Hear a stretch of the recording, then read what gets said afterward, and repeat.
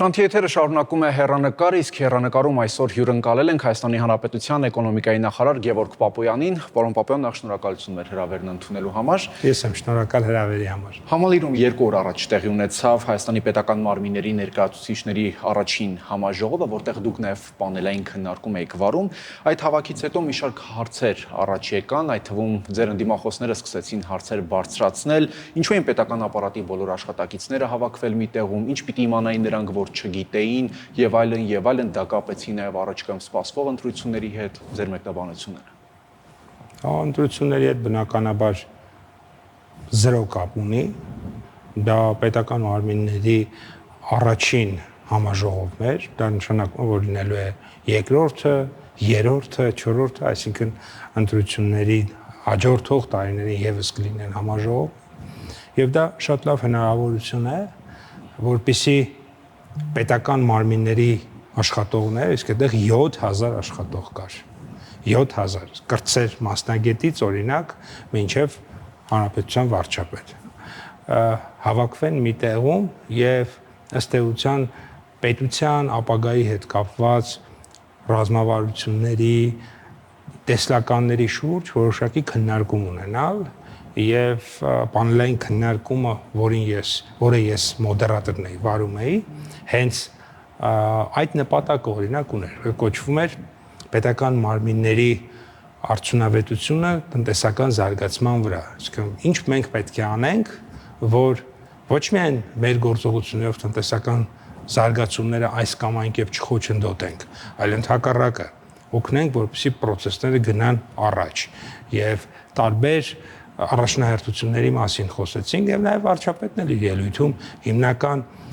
ուղերձները տվեց, որ պետքա կենտրոնանանք կրթության վրա,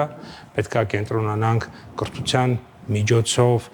աշխատողներին մոտիվացնելու եւ լավագույն աշխատողներին, լավագույն որակավորում ունեցող աշխատողների պատշաճ վարձատրություն տալու վրա, այսինքն սրանք ռազմավարական հարցեր են կամ պետությունը ինչպես իրեն պետք է դրսևորի ապագայում, օրինակ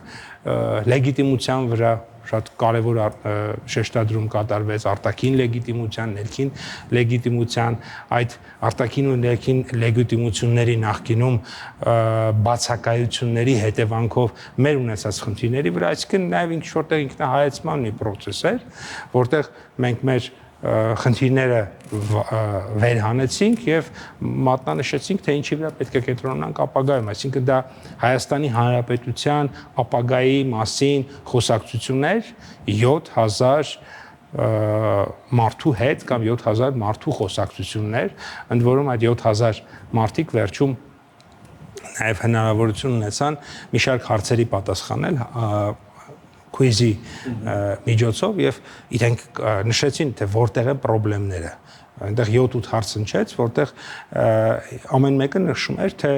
ինքը ինչպես է կարծում այդ խնդրի լուծումը եւ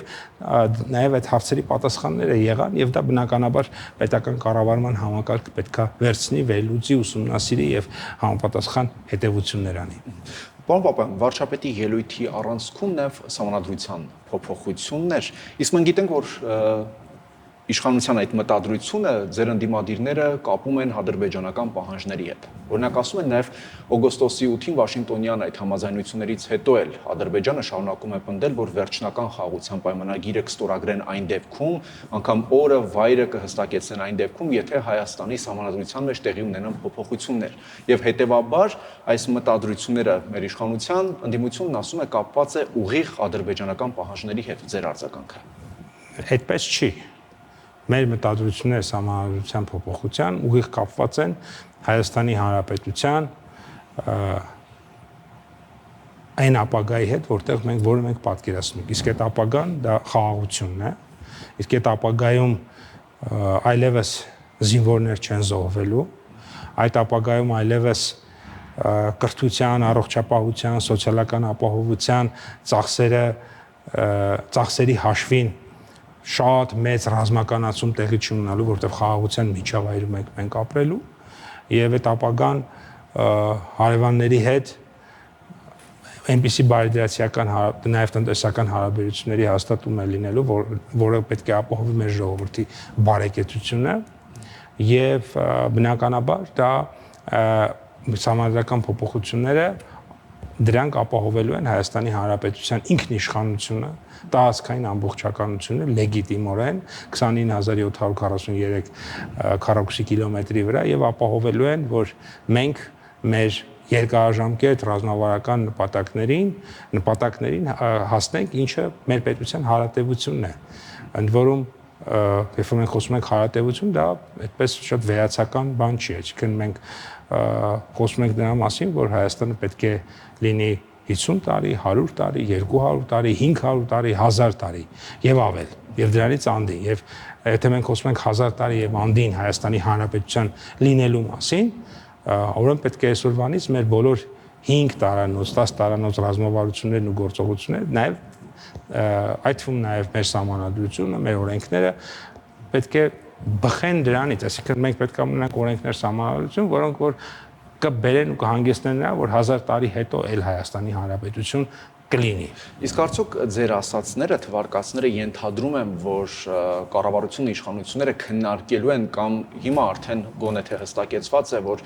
սահմանադրությունից պետք է հանվի անկախության հռչակագրին հղումը, որտեղ հենց սա է այն գլխավոր քննարկումը, երբ չի հստակեցվում, ասում են, տեսեք, մտադրությունը հենց դա է հիմքում մտադրության, որտեղ Ադրբեջանը հենց դա է պահանջում։ Ըստ էության, տեսեք, ես կան համառական բարեփոխումների հանձնաժողով եւ ինքը ներկայացնի տարբերակը, բայց մենք ինչպիսի փոփոխություններ որ համառության մեջ անելու ենք, այդ համառության փոփոխությունները ոչ թե լինելու է այս կամ այն երկրի պատճառով կամ այս կամ այն երկրի պարտադրանքով, այլ դա մեր ժողովրդի որոշելիքն է եւ մեր ժողովուրդն է որոշում։ Խնդիրը նարատիվն է, մենք ինչի համար ենք մենք դա անում։ Դա անում ենք նրա համար, ելի եմ կրկնում, որ 1000 տարի հետո էլ Հայաստանի Հանրապետություն լինի, դա անում ենք նրա համար, որ 5 տարի հետո, 10 տարի հետո, 50 տարի հետո, 100 տարի հետո, 150-200 տարի հետո Հայաստանի Հանրապետությունում լինի խաղաղություն, այսինքն այս գործողությունների նպատակն է, որպեսզի Հայաստանի Հանրապետությունը կենտրոնանա խաղաղության միջավայրում լինի, մարդիկ կենտրոնանան ստեղծելու, ստեղծագործելու, բիզնես անելու, աշխատելու վրա, ոչ թե տարբեր տեսակի պատերազմական, ռազմական ինչ-որ գործընթացների մեջ ներգրավելու եւ ընդհանրապես այդ ամեն ինչ ինչ-որ անում ենք նրա համար, ես ելի եմ կրկնում, որ այլևս որևէ զինվոր չզոհվի։ Ինչպես չի զոհվել վերջին մոտ 1 տարի 9 ամսում եւ դա աննախադեպ է մեր պատմության մեջ, ապա դա դարձնենք 2 տարի 9 ամիս, 5 տարի 9 ամիս, 10 տարի 9 ամիս, 50 տարի 9 ամիս, 100 տարի 9 ամիս, 1000 տարի 9 ամիս եւ այսպես շարունակ։ Վարչապետը հայտարարեց, որ խորհրդանական ընտրություններից հետո եք պատրաստվում իրականացնել այդ հանրաքվեն, արդյոք սա ենթադրում է, որ այսինքն 2026 թվականին կլինի այդ հանրաքվեն, այսինքն ընտրություններից հետո նույն տարում եւս մեկ ընտրություն կլինի։ Վստահ չեմ կարող ասել տեխնիկական ժամկետների առումով կհասցնենք, բայց ես կարծում եմ, որ 26, եթե ոչ 26-ի ընթացքում, ապա 27-ի սկզբում դա պետք է անենք, որովհետեւ մեր պետությունը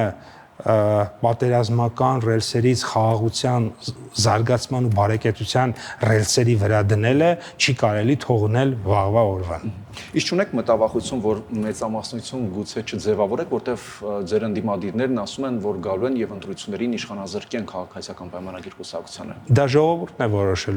որոշելու, որ ինքը ուզում է ապրել խաղաղության մեջ, թե ապրել պատերազմի մեջ։ Ժողովուրդն է որոշում, ինքը ուզում է ունենալ ազատ ինքնիշխան պետություն, որը հարևանների հետ ունի լավ հարաբերություններ եւ տնտեսական զարգացման ճանապարհն է բռնել, թե օրինակ մեկ այլ երկրի կազմում կամ մեկ այլ երկրի եթե ոչ կազմում, ապա ենթակա պետություն ունենա։ Մենք կներկայացնենք ինչ ենք մենք ժողովրդին առաջարկում, իրենք էլ կներկայացնեն եւ ժողովուրդը կընտրի։ Ես կարծում եմ, որ մեր ժողովուրդը ընտրելու է խաղաղությունը, մեր ժողովուրդը ընտրելու է բարեկեցությունը, մեր ժողովուրդը ընտրելու է անկախությունը, մեր ժողովուրդը ընտրելու է մեր պետության հարատևությունը եւ դա մենք քաղաքացիական պայմանագիրը դա ենք առաջարկում, ընդ որում դա բառեր չի։ Շատ կոնկրետ մենք գործողություն գործողություններով ապացուցում ենք, մինչև հիմա ապացուցել ենք, հաջորդ ամիսներին էլ կապացուցենք, որ այդ ուղղությամբ գնում ենք եւ մեր ընտրվելը կնշանակի, որ ոչ թե հաջորդ 5 տարին լինելու խաղաղ, այլ մեր ընտրվելը նշանակում է, որ մենք հաջորդ 5 տարում այնպիսի գործողություններ կանենք, որ Հայաստանի Հանրապետությունում երկարաժամկետում շատ մեծ երկարաժամկետում խաղաղությունը կապահովվի եւ երկարաժամկետում մեր պետության հարյուրամյակների կամ հազարամյակների լինելիությունը կապահովվի։ Գալով տնտեսությանը, պարոն Պապյան, երբ օրեր առաջ Հայաստան հասավ Ադրբեջանի տարածքով ներմուծված ցորենը Ղազախստանից եւ Ռուսաստանից, իշխանությունները սա ներկայացրին շատ մեծ ձեռքբերում, իսկ ձեր ընդդիմախոսները հեգնեցին այդ ձեռքբերումը եւ ասացին 4-րդ կարգի ցորեն չէր այդ Հայաստան հասած ապրանքը։ Հիմա ասում են, ո՞րն է այստեղ այդ նշանակալի ձեռքբերումը։ Դա մեր տնտեսության վրա ինչ էական ազդեցություն է թողնում։ Նախ նշեմ, որ 4-րդ կարգի ցորեն չէ, փորձաքննությունը ապացուցել է, որ դա 3-րդ կարգի ցորեն է։ Ընդ որում այդ ցորենը մենք արդեն օգտագործվել է հացի արտադրության մեջ ամբողջությամբ եւ այդ հացը մենք բոլորս կերել ենք եւ ես չգիտեմ ինչի էին որոշ մարդիկ, ընդ որում դա այն նույն ցորենն է, ինչը միշտ Հայաստան եկել է, այսինքն այդ ցորենից մշտապես Հայաստանի Հանրապետություն եկել է նախին տասնամյակներում, խորհրդային միության ժամանակ էլ, անկախության ընթացքում էլ եւ ենթադրաբար հետագայում էլ կգա, դա այդ նույն ցորենն է, իսկ թե ինչու էին որոշ մարդիկ իրենց ամեն օրվա կերած ցորենը համարում անասնակեր, ես չգիտեմ, ես իհարկե դատապարտում եմ իրենց ամեն օրվա կերած հացին այն մարդկանց, ովքեր որ իրենց ամեն օրվա կերած հացին անվանում են անասնակեր, բայց իհարկե իրավունք չունեմ նաեւ չկասկածել իրենց խոսքի վրա, միգուցե ինչ որ մի բան այդ մարդիկ գիտեն, որ այդպես են անվանում, բայց այնուամենայնիվ ուզում եմ նշել, որ դա դատապարտելի է, դա այն ցորենն է, որը ամեն օր մենք ուտում ենք, կերել ենք եւ շարունակելու ենք ուտել եւ դա այն հացն է, որը ամեն օր թխվում է Հայաստանում եւ մենք գնում ենք, սա մեկ, իսկ ինչով է դա աննախադեպ եւ ինչով է դա դրական մեր Հայաստանի Հանրապետության համար, որովհետեւ 90-ականների սկզբին, ինչպես գիտենք, երկաթուղային հաղորդակցությունը սահմանափակվել է Հայաստանի եւ Ադրբեջանի միջեւ եւ առաջին անգամ երկաթուղու միջոցով Հայաստանի Հանրապետություն մտավ ցորեն, կարելի ասել հաց եւ սրա աննախադեպությունը դա էր, որում երկու երկրից միանգամից եւ Ռուսաստանից եւ Ղազախստանից եկավ այդ հացը եւ շատ կարեւոր է նշել, որ վերջին օրերին նաեւ համաշխարհային շուկայում տեղի ունենում նաեւ ցորենի գների աճ եւ այդ աճը հացի գնի տեսքով Հայաստանի Հանրապետությունում, եթե նկատում եք, չկա նաեւ այդպիսի գործողությունների հետևանքով, որովհետեւ մենք կարողանում ենք այլընտրանքային ճանապարհներ ուրեմն ունենալ եւ բերել եւ բայց այստեղ իհարկե 1000 տոննան շատ փոքր ծավալ է, մենք 2000 տոննան, այսպես ասեմ, երևի մի օր ու կեսում մենք սպառում ենք, այսինքն այդքան փոքր ծավալ է եւ մենք նախատեսում ենք շատ ավելի մեծ ծավալներ ապագայում այդ երկաթուղու միջոցով բերել Հայաստան, սա մեկ եւ երկրորդը շատ կարեւոր է, որ երկաթուղին հատկապես ձմեռային ամիսներին ինքը արագ տրանսպորտային միջոց է, որովհետեւ երբ որ լարսում հերթեր են լինում եւ այլն, շատ հաճախ մեր մեքենաները տասնյակ օրերով սպասում են ուրեմն վերին լարսում եւ դա բնականաբար եւ թանկացնում է եւ խնդիրներ է առաջացնում մեր պարենային անվտանգության համար, իսկ այդ պարագայում երկաթուղին բավականին արագ կարողանում է բերել եւ ավելի արագ ճանապարհ, այսինքն հիմնական խնդիրը այստեղ իհարկե քաղաքական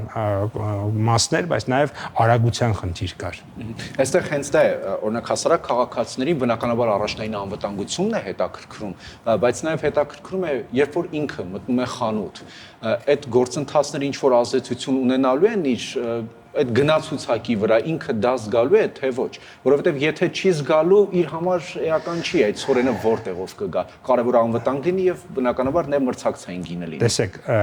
կարող է զգալ, թե ոչ, ես կգնացի, որ մենք 1000 տոննա օրինակ ցորենը երևի 500,000 տոննա սպառում ենք, 1000 տոննա, այսինքն դա մոտավորապես երևի մեր 10-12 ժամվա սպառումն է։ Այս առումով հասկանալի է, որ